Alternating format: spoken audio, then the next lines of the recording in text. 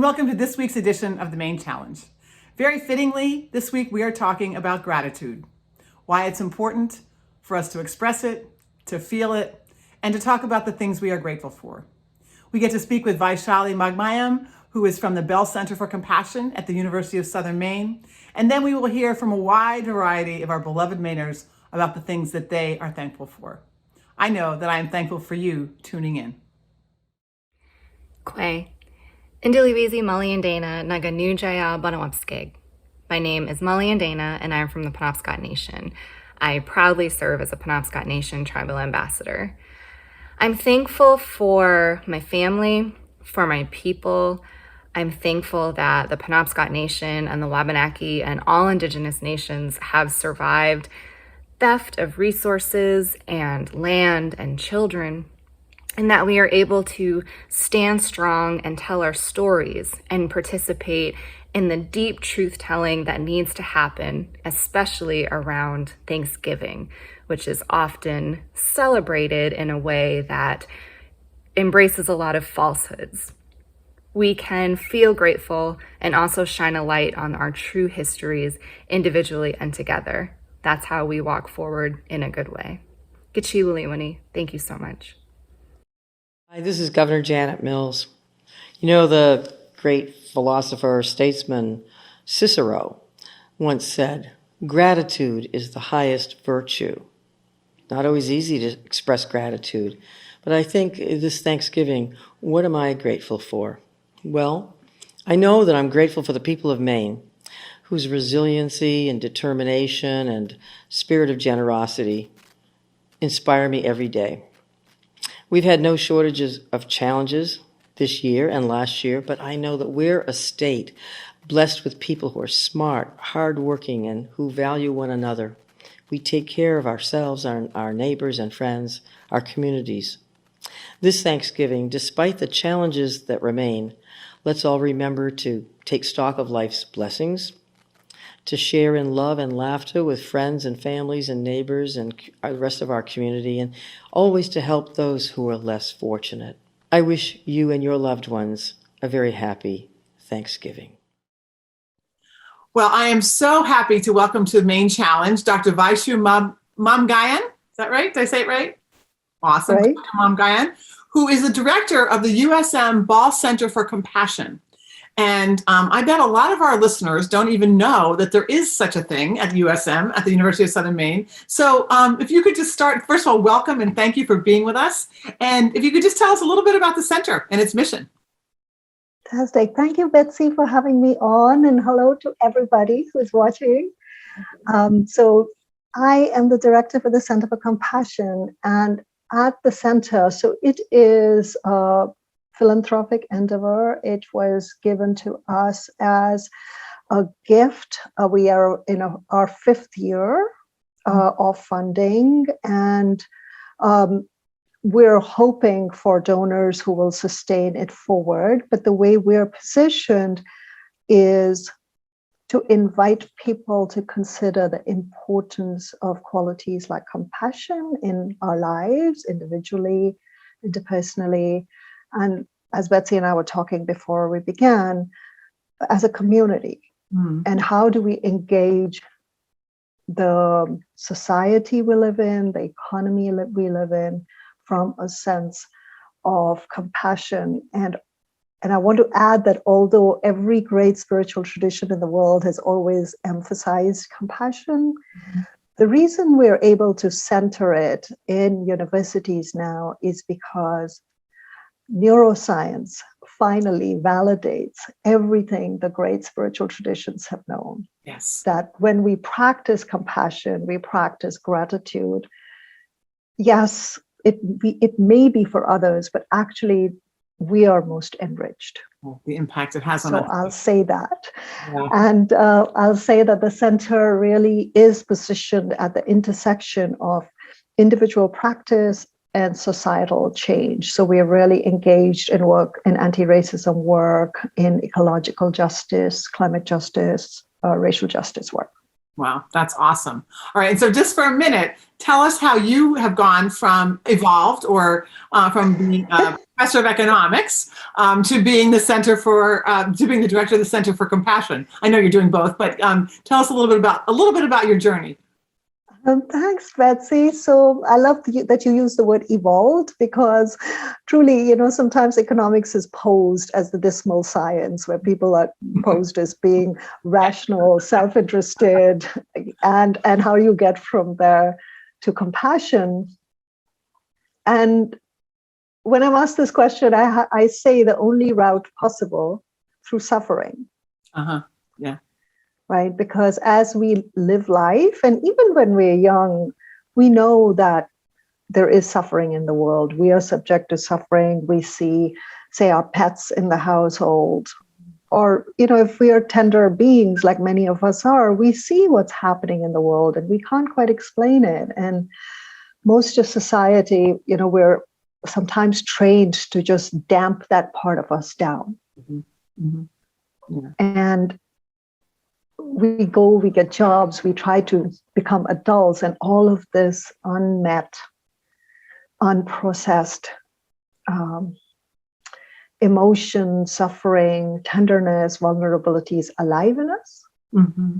And so for many of us, what happens when we hit a particular point in our lives is this moment when we realize, oh, actually, I can't carry on the way I used to. I have to look inward. I have to look deeper. And so that begins the journey. So I can say that I still am an economist and I do compassion training. And these are both, finally, it's like all parts of my life have come together. That's awesome. And I would argue that it's very important to have that perspective when we look at the economy and we look at economics, right? And so that those places. So I am hopeful and thrilled that in more and more disciplines, these things are coming together, because we have been so divided and so fear-based and so hatred-based, and that's been ginned up by by many of the structures in our society. So as we do this, I'm just thrilled that you're there, and I'm thrilled that there is a center. So this week, as we turn to the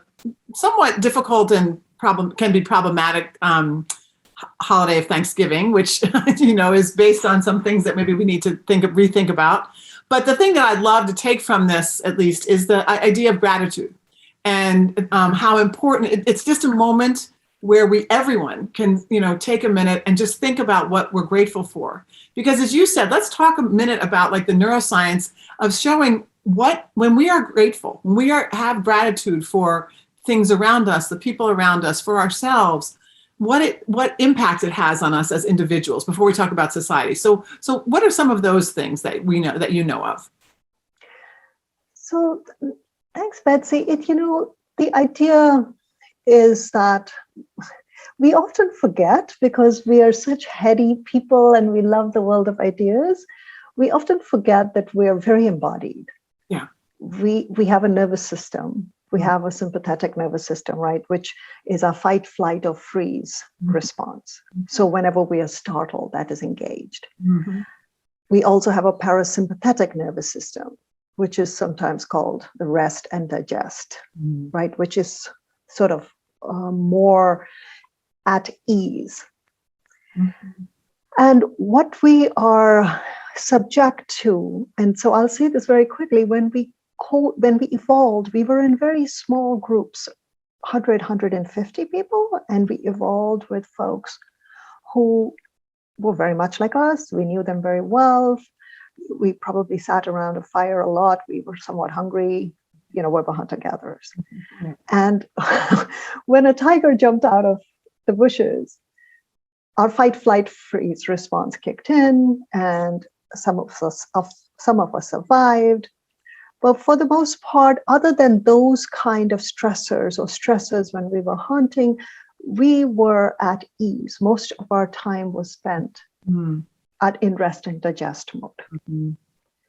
Flip this to modern life. So we have nervous systems, I will say, that privilege negative information. Yeah. Yes. So some scientists say that for each negative interaction, we have to have 5 positive interactions to get the same, to balance it out, right? So if we are now come to being a modern person, and here we are driving along and someone cuts in front of us, it's a small thing. And yet the part that happens to us is we get stimulated. And what kicks in is this fight, flight, freeze response. Yeah. And this is what we're ruminating on. Mm-hmm. And we don't even know it. We don't know that we have to cultivate practices to counter what is called this negativity bias in ourselves. Yeah. So when you say gratitude, one of the things that gratitude does, and I want to be clear, it's very easy to just be very glib and say, thank you, thank you, thank you, thank you. And even as we say thank you, that's great. But the key is to somewhat re-inhabit the feeling of having been met. So when someone is kind to us, right, we have been seen. Yeah. Somebody met us where we were, somebody reached out, somebody cared. Wow. And so if we can tap back into that sensation of, I was seen, I was heard, I was witnessed, what happens to our neural networks is we start building a groove where we can then tap back into that sense of being cared for. Mm-hmm. Mm-hmm. And so when we feel cared for, and this is just the way our nervous system works, when we feel cared for, we can offer care. Yes. Right? So gratitude is a practice like that, where when we say thank you, if we truly reflect upon, I was taken care of. And, in our society, in a market-based economy, we can sometimes become so instrumentalist. We can see like, I gave that person, I'm paying that person to do that. Mm-hmm. Mm-hmm. Instead of reframing it and saying how kind that person was to cut my hair. What a good job they did. And how grateful they did their job. How grateful we are. Yeah. So every small interaction becomes a chance to prime our nervous system to understanding that we are connected to a whole that is larger than ourselves. And what it's doing simultaneously is it's cueing us to feel relaxed, to be cared for. And in this kind of a nervous system state, we are so much more open. Mm-hmm. It's a virtuous cycle. The more open we are, the more we receive, the more we receive, the more we feel connected. And it's just, we really become a blessing for the world. Yes. And I think we've become I think we have strayed so far from that, and this rugged individualism, which has really for so long encouraged us to sever our connections from one another. I did this myself. I'm going to pull myself up by my bootstraps. And so so I just think that at this moment in our history, in our evolution as a society, this is a moment that gratitude and that compassion and that tenderness of ourselves, and the importance that, I love how you said, people being seen and heard, because I think one of the things that feels so important now is that people understand and feel like they matter, yes. And I think that feeling like you don't matter feeds that disconnection, where feeling like you matter then feels like you're part of a community, and that and just that belief, that feeling of gratitude, that expression of gratitude, as you said, is so beautiful. And then let's just switch for a second. And then that has ripple effects into our communities and into our states and into our nations and into our world, right? Absolutely. When you mention Thanksgiving, I understand the framing of it in the particular context in the United States or in Canada is problematic. And I want to take us back a little further, pre-colonial, right? Mm-hmm. Every traditional agricultural culture has a process of Thanksgiving when farmers bring in crops. Yes, absolutely. Right? It's tied into the natural cycles, to the cycles of the earth, of water, of land. Yes, to be grateful to Mother Earth for bounty.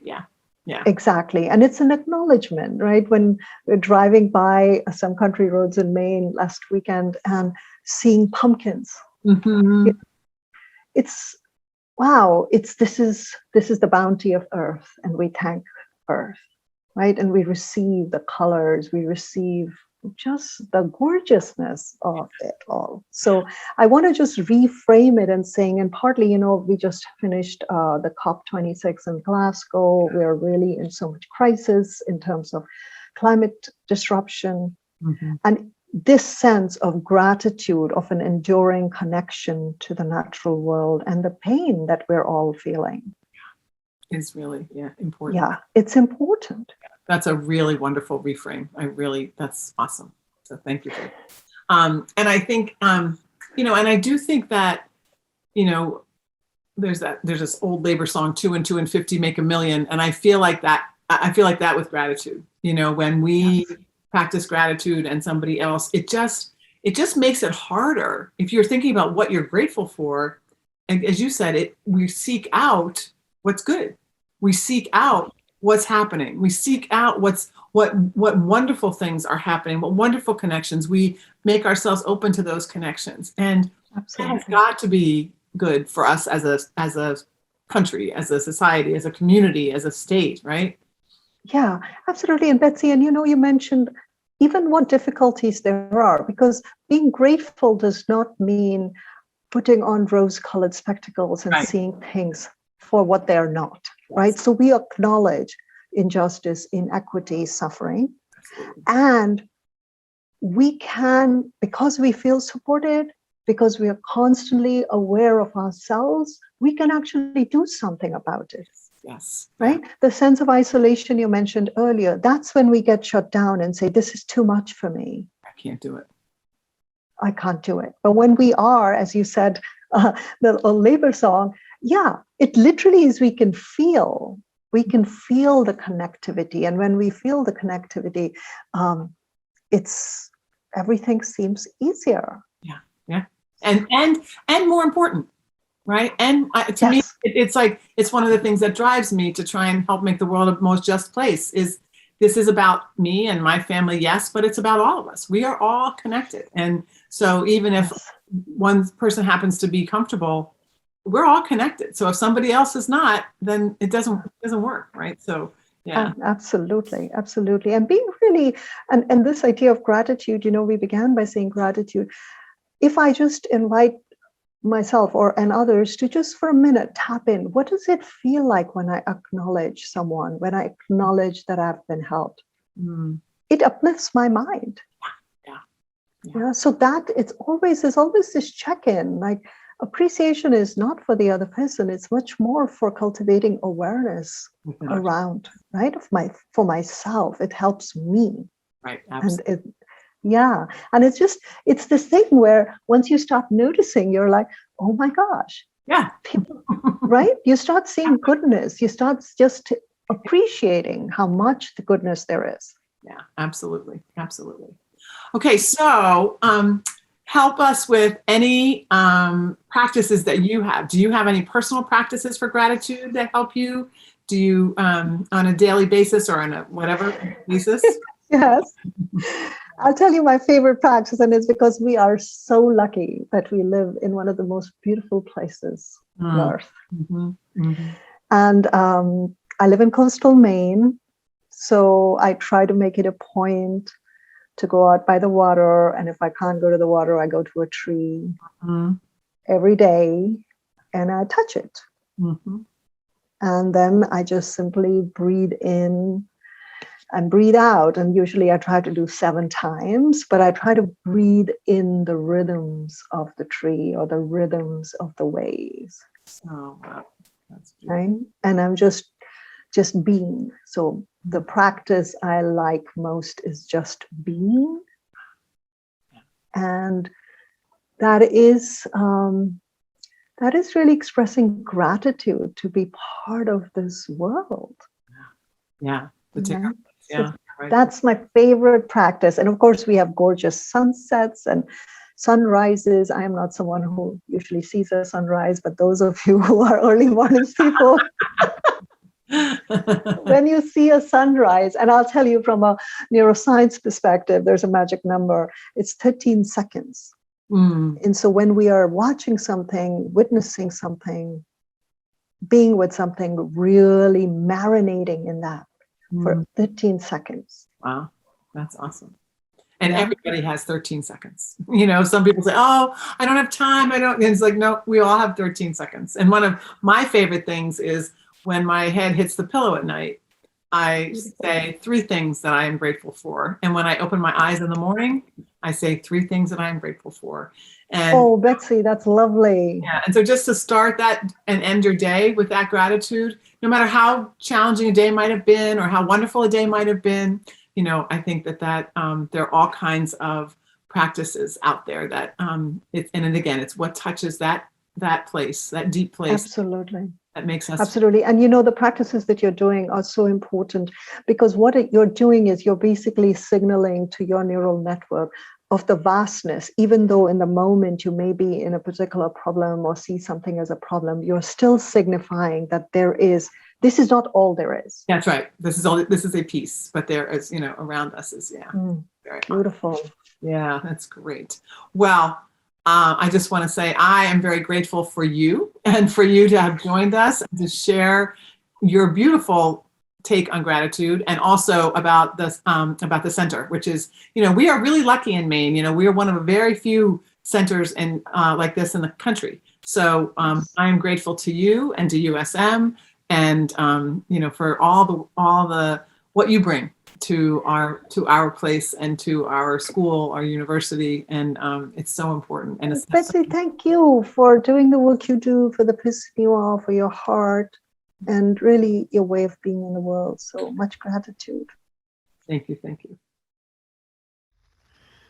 I am grateful for the gift of my bodily health and well-being.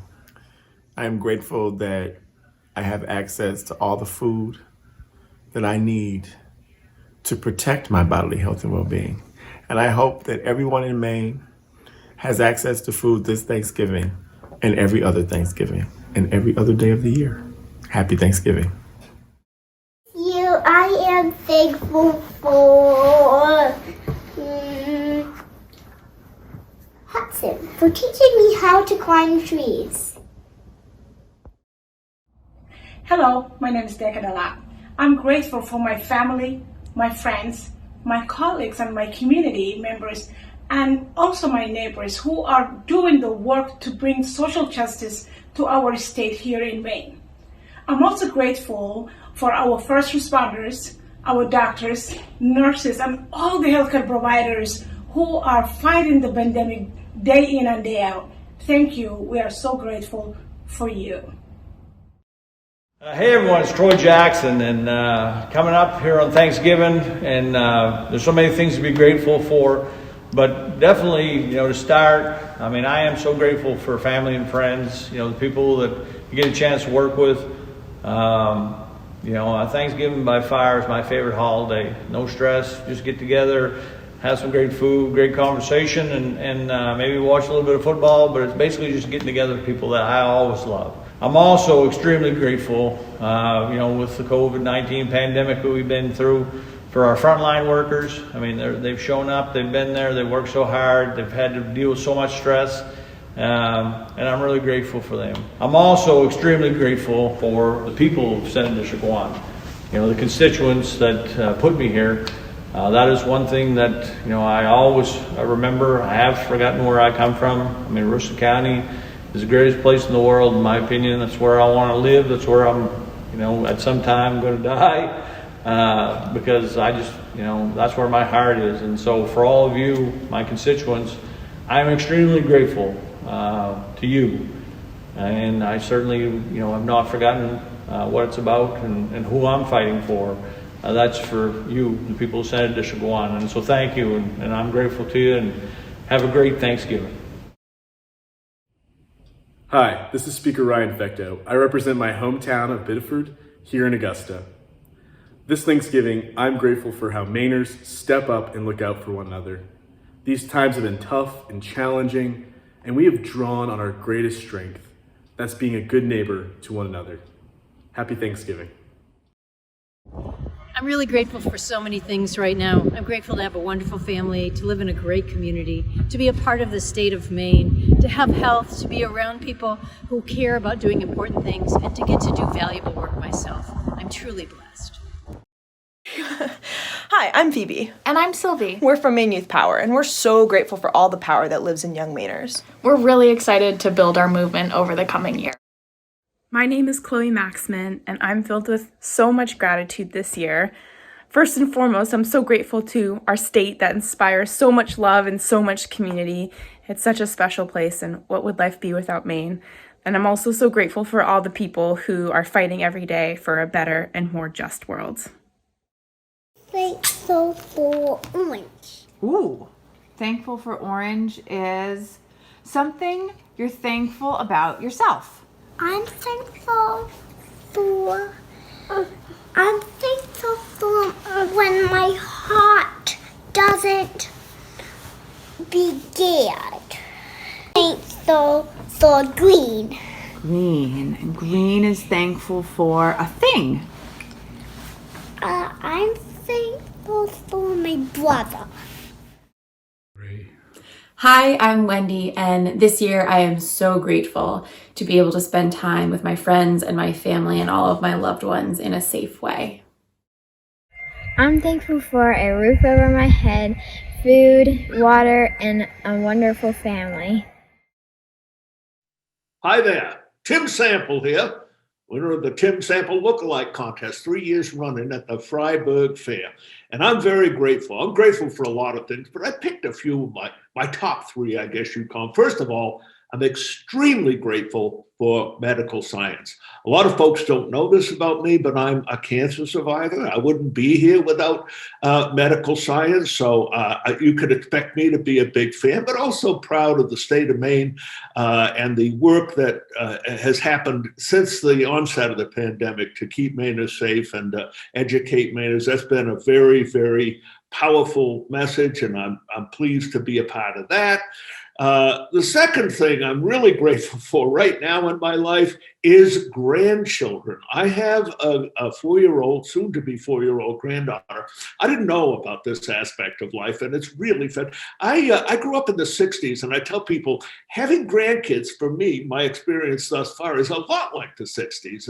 There's a lot of color and light and a lot of activity, a lot of enthusiasm, somewhat non-directed in any particular way. And if you try to follow it, you're going to get confused. But if you just go with the flow of it, it seems to go along pretty well. So I'm very, very grateful for my granddaughter in that experience. And the last thing I really am deeply grateful for, especially these days, is this wonderful, natural, organic sense of humor that has been such a part of the Maine idiom in which I have dabbled in my entire life. But it's a particular kind of humor that the message is don't take yourself quite so seriously. So just as on a final note, I was driving my motorcycle. I'm now one of those people that spends the winter someplace sunny. So I was driving my motorcycle to New Mexico in August. And I'm going across country on my motorcycle, which I love to do. And one of the reasons I love it is I'm not listening to social media or involving myself in the local polarized politics. I like that a lot. And I'm driving through West Virginia, and all of a sudden my reverie is interrupted by someone in a pickup truck driving along beside me, holding up a handwritten sign that's very hard to read, but it looked like it said something about Trump, something, and I immediately get reactive and say, oh, why do they, what is that, Trump won, or Trump, we love Trump, or Trump, something. My head got completely sidetracked, and I was all wound around my axle. A few miles later, I pull off to get gas, pull up to the gas pump, get off the bike, and noticed that my travel trunk on the back of the motorcycle had come unlatched and it was bouncing. And all that had happened was some nice folks in a pickup truck were saying, your trunk is open. That was the whole thing. So that reminded me, as I need to be reminded on a regular basis, don't take yourself too seriously. Most folks are pretty decent folks. And I wish everybody happy holidays, a good Thanksgiving, and take care of one another. Well, thank you so much for tuning in to this episode of the Maine Challenge on gratitude. This is my favorite time of year to think about gratitude And, I know in my daily life that an attitude of gratitude is what makes it possible to get through some of the challenges that we have, through life's ups and downs. There is always something, many things to be grateful for. Let me just say a few of my own. First of all, I am grateful to you, our listeners, our people who are listening to us on the radio and watching us on TV, who care enough about making Maine truly the best it can be for all Mainers to tune in and be engaged with us on a weekly basis. I am also really, really grateful for our Maine Challenge team. To Brian Leonard, our amazing technician and producer and editor, and to Barbara Burt, who is our executive producer, who is tirelessly helping us on the technical side, on the programming side, on the fundraising side, and to Nigel Calder and all our amazing board members who had a vision a couple years ago that people deserved good information to make decisions about and ways to be inspired and get ready to take action. So I'm very grateful for this whole project. I'm also incredibly grateful for my beautiful family, my 3 beautiful daughters and my huge extended family. And mostly I'm grateful every day for the people like you who are engaged and are willing to get up time and time again and be involved time and time again on behalf of justice and kindness and compassion, and are hanging in there and working hard to shift us from the hatred and division that we see in our society today to the more loving and compassionate and beautiful people that we all really are. That is the vision that I hold, and I am grateful that you believe in it too, and that we are working every day in whatever large and small ways we can to get there. I am grateful, knowing in my heart that we will get there. Thank you. Thanks for asking, Betsy. I'm Representative Charlotte Warren, and I'm thankful for people like you and the Maine Challenge and projects across the state that are working to bring voices for change to Maine. That's what I'm thankful for. Oh, and I'm thankful for my dogs, Tissue and Tank.